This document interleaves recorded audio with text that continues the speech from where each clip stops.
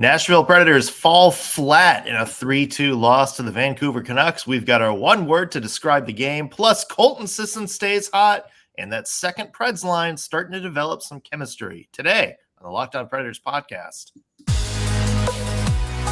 You're Locked On Predators, your daily podcast on the Nashville Predators. Part of the Locked On Podcast Network, your team every day.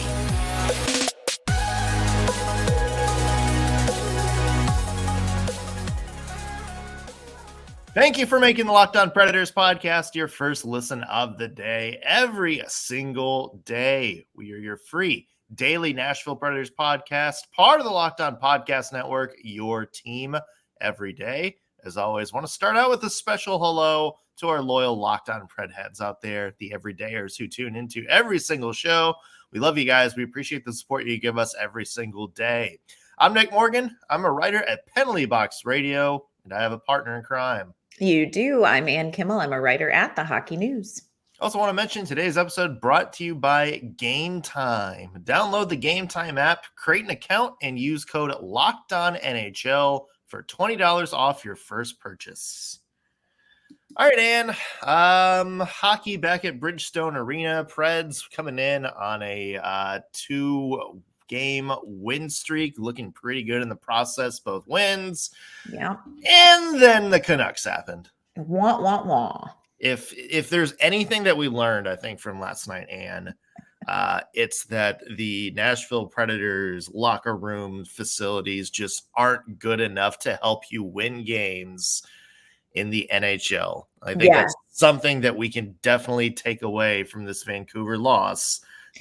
We made fun of the Canucks social team, but clearly they were on to something.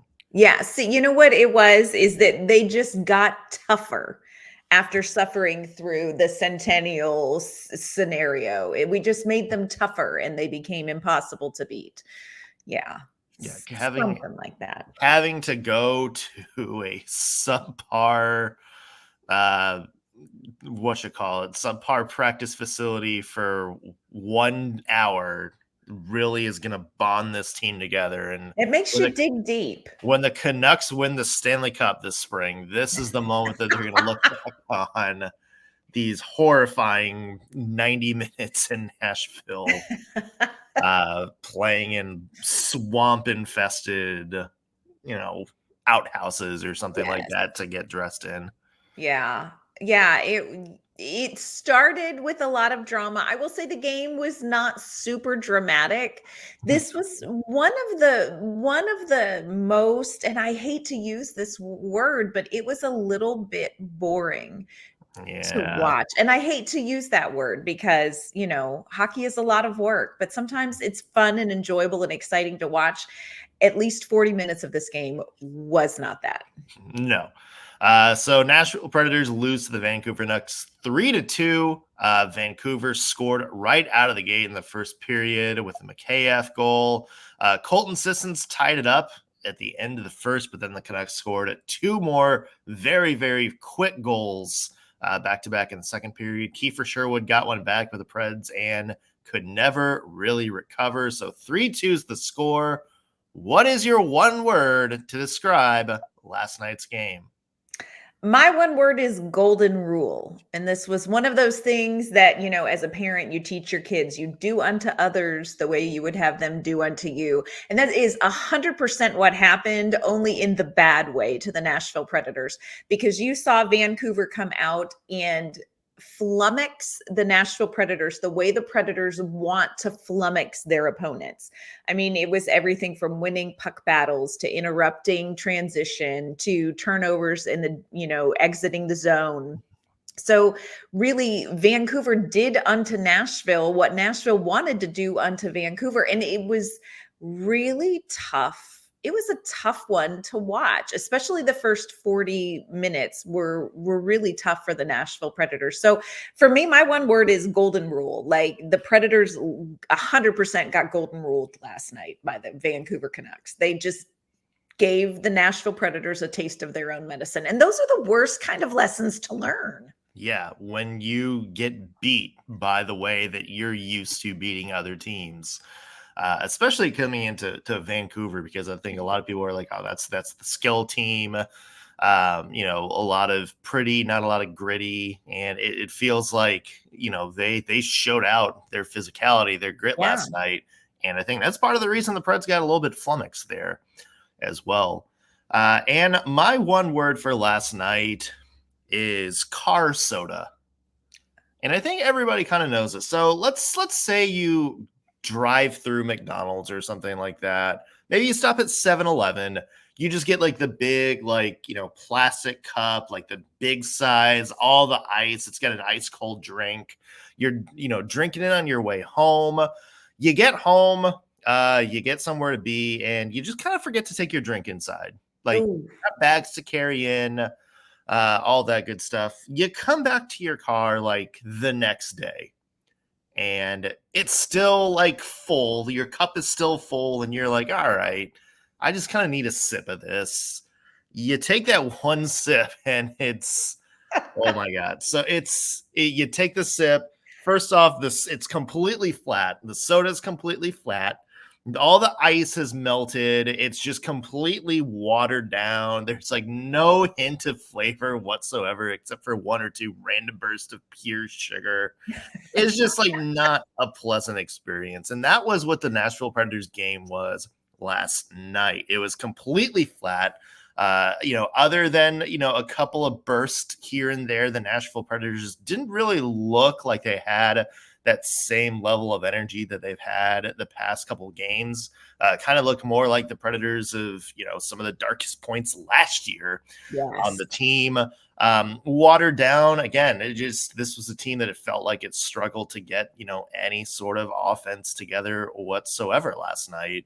Just 17 shots on goal. And, you know, we mentioned the Canucks flummoxing them, but also, you know, the Preds didn't really do a whole lot to kind of, you know, turn that tide a little bit either.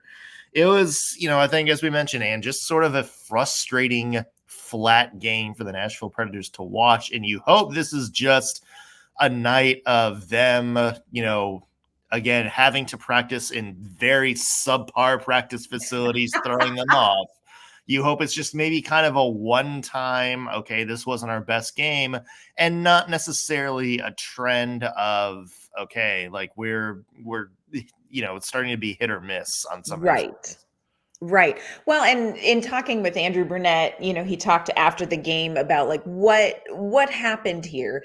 And he said, you know, it was a combination of things. It was execution, but it was also will, you know, and you hear that and you're like, oh, you know, I don't want this to be a Predators team that dials it in, because I think it sort of felt like that's who this team was last season at times. They dialed it in. And you know, I don't know that that's the case, but I do think that there is an element of obviously on ice execution for sure, but there is an element of gut check from this game for the Nashville Predators, and that's hard to watch. Now, we know that this is going to be an up and down season. We know, you know, just where the Nashville Predators are resetting with the roster that they have and learning new systems. You know, you can't expect a linear trajectory, but this was a little bit, like you said, this definitely was car soda. That's the best one word I think we've ever had in like 3 seasons, because that's exactly what it felt like. But there is a moment of like way deep down, you're like, nah, not this. Like, you know, don't let it be overconfident, underestimating, you know, a team who has clearly been through it at Centennial. So yeah, it was tough. Yeah, this is going to be, you know, the spur that leads to, you know, some $80 million practice rink renovation. If nothing else, all of those kids will now have fantastic, you know, facilities to skate in just because of this.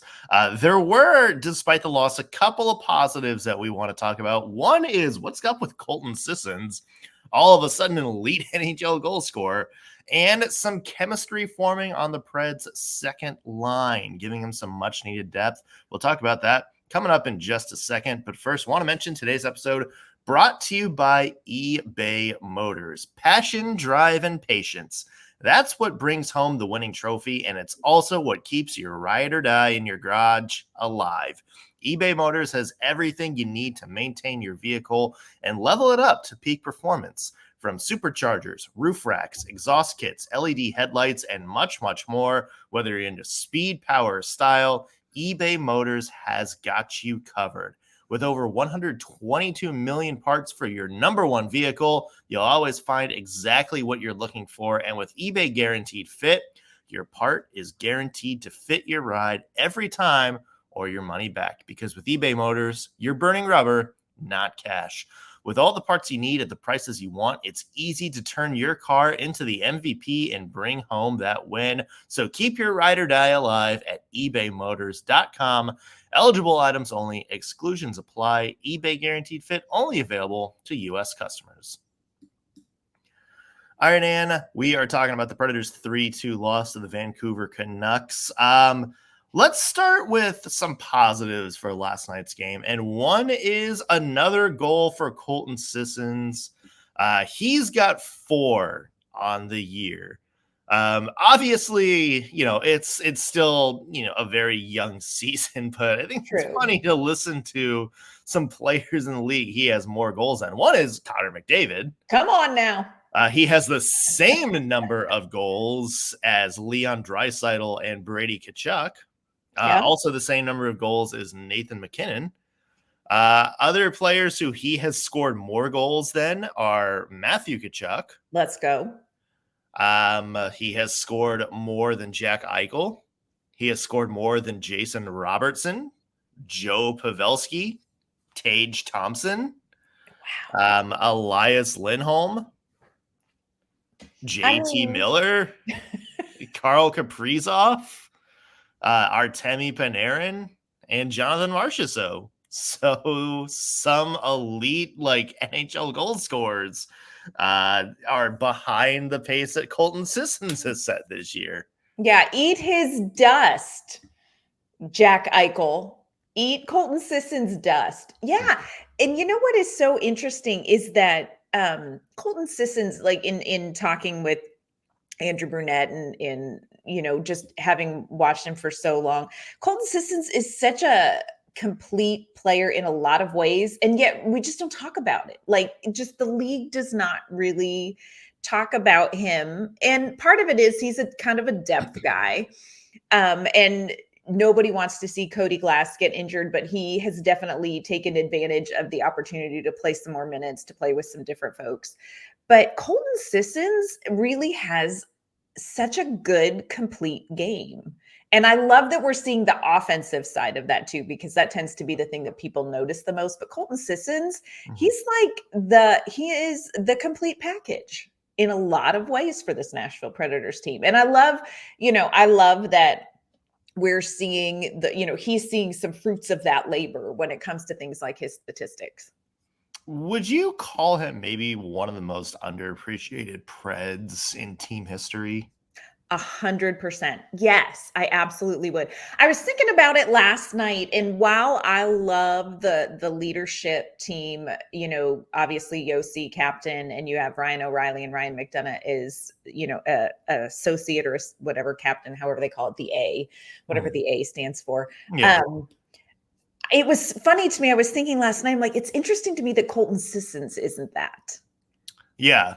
You know what I'm saying? Because been here for a long time. And if you want to talk about the guy who keeps his head down and does his stuff, it's Colton Sissons. And you think about all of the things that he is good at. He is responsible defensively. He's got a great 200-foot game, a good playmaker, face-offs. This is a guy who does so many little things well. And yet he is, I think, really underrated. Yeah. I think so too. And I think he just sort of always falls kind of out of the mind of certain Predators fans just because of the era he's played in. I mean, he, started coming up right when the Preds started becoming that super team. And, you had all-stars the last bit of Shea Weber, PK Subban, Ryan Johansson, kind of all of these, Philip Forsberg coming up, sort of all of these, new players that Preds fans were super excited about. And then, the past couple of years when the focus has kind of been on, underperforming higher players again, or you see Saros, playing so hot, you kind of, again, the topic of conversation has been on, look at, Ryan Johansson or Matt Duchene not contributing like we think, or Philip Forsberg off year or something like that, or a contract situation. And it's just, you kind of forget that Colton Sissons has always sort of been there. He's played multiple roles. Yes. Over the past few years, he's been kind of the scoring third line center.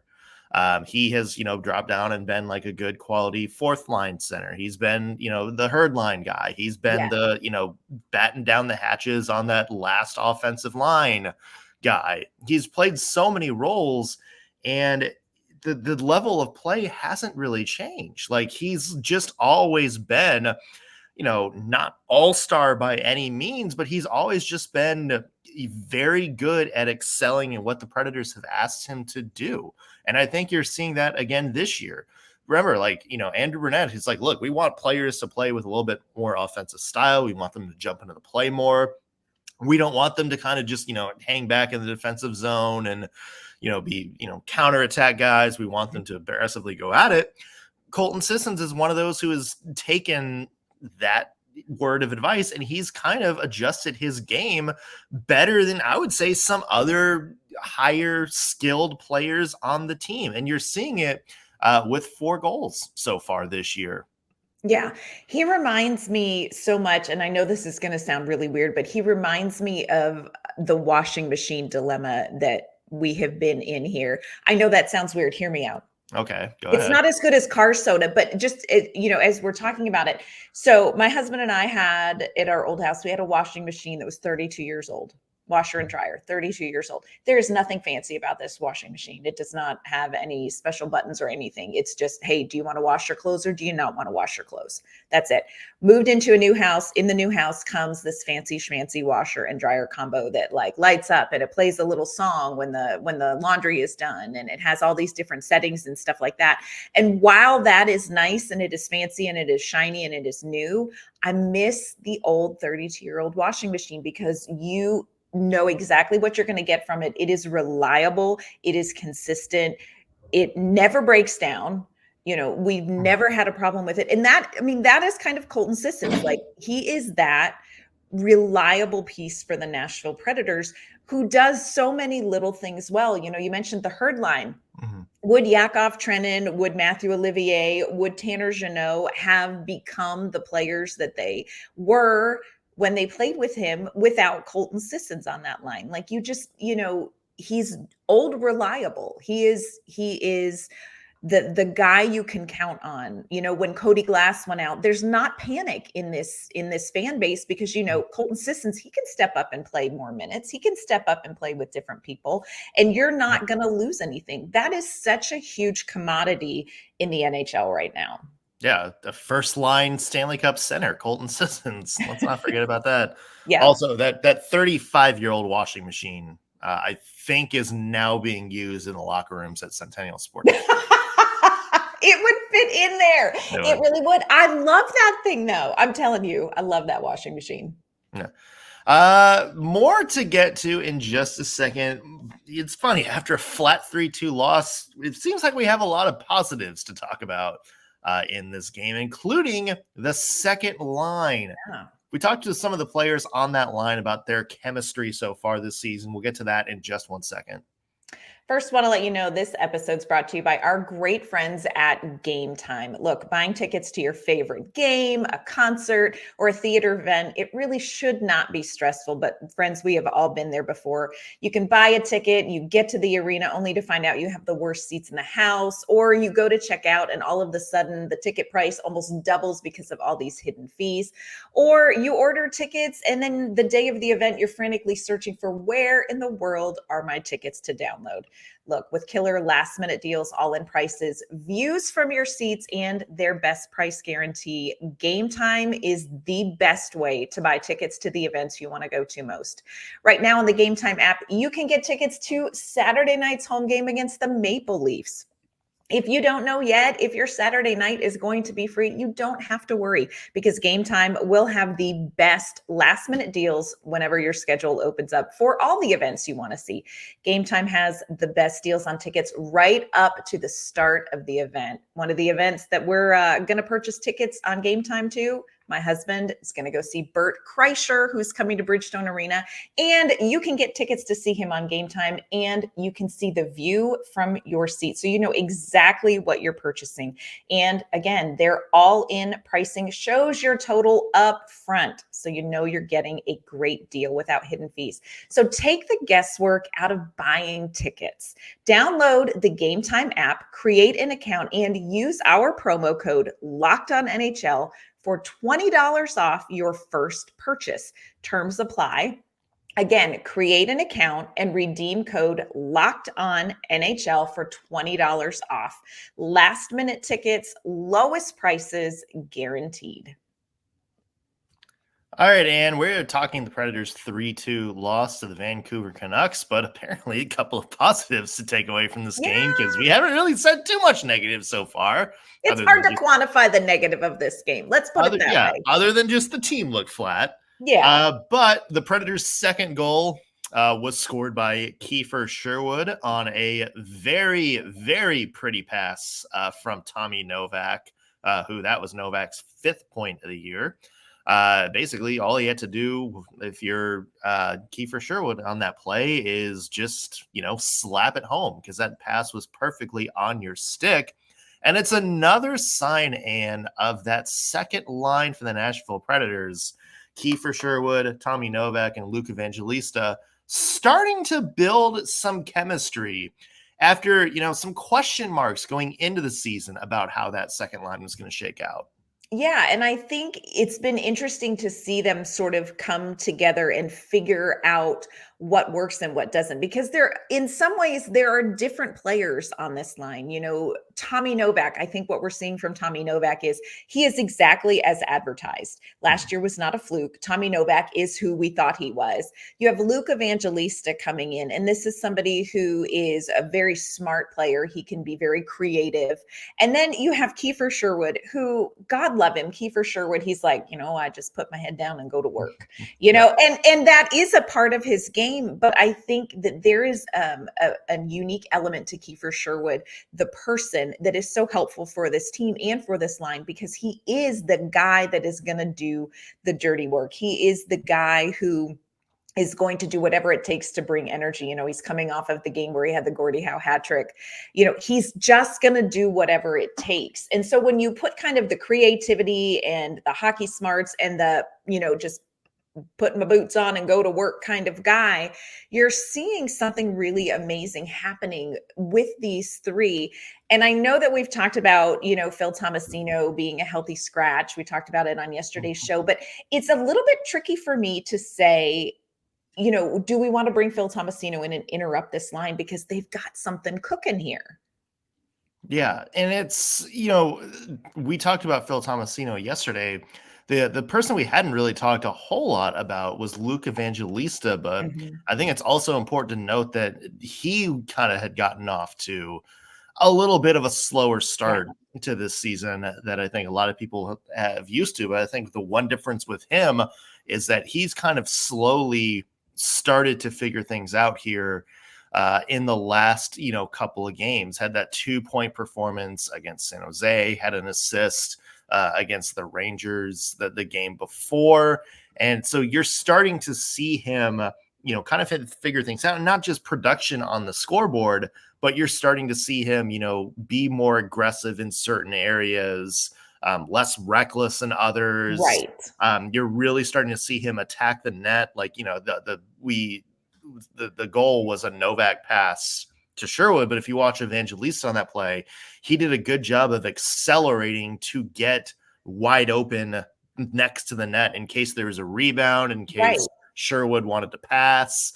He was in perfect position to do what he was too. And it's just little plays like that let you know it's like, okay, like the mental part of being a top 6 forward, this is starting to rub off on Evangelista a little bit as well. So yeah, I mean, we know Tommy Novak was hot. Kiefer Sherwood, I think, has been a very much a pleasant surprise, because I think that was somebody that, especially with some of the changes in young players coming up, didn't have that high of expectations for him going into the year, but he's absolutely killed it at the start of this year. And yeah, and combine that with Evangelista getting better. This is a line, I would say, Anne, that is trending in the right direction. Yeah, absolutely agree. I think that they're each kind of getting a little bit more confidence. They're getting a little bit more comfortable with what Andrew Brunette wants from them. And I think that they're understanding each other better. So got to talk with Kiefer Sherwood after the game and asked him, like, what is it that is working so well between he, Novak, and Evangelista? And this is what Kiefer Sherwood had to say. Yeah, I mean, I say it all the time that they're great players with the puck, and you see some of the moves that they make. I just try to get out to open ice, and if not, then make space for them and push guys back so that they can make their plays, whether it's to me or the D or whoever. It's crazy play by him. To have that poise on his backhand and get it to me. But yeah, I think we need more of that and find ways to create more possession in the O-zone. Yeah, I like what he said, where it's like, he's kind of pointing himself as just the guy that's going to support the other two. Like, hey, if Tommy Novak is pushing to the net, I'm going to, drop behind him to kind of cover his spot. If, he's trying to make a play, or Evangelista is going to try to make a play, I'm going to go to the net and create some space for them or create an option for them. Yes. That's the awareness of a really good hockey player, is somebody who's not really just looking at what they're doing, like, oh, I need to go in a prime opportunity to score.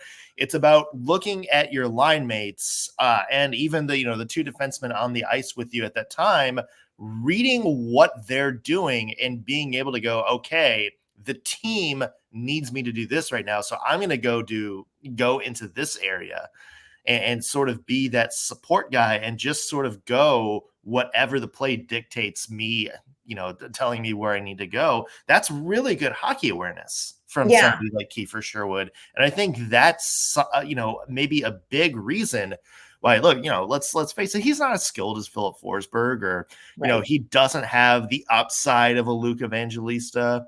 But, when you have somebody with that much of a hockey IQ, that is a big benefit to your team. And, just like Colton Sissons, players with that high IQ are critical to your team.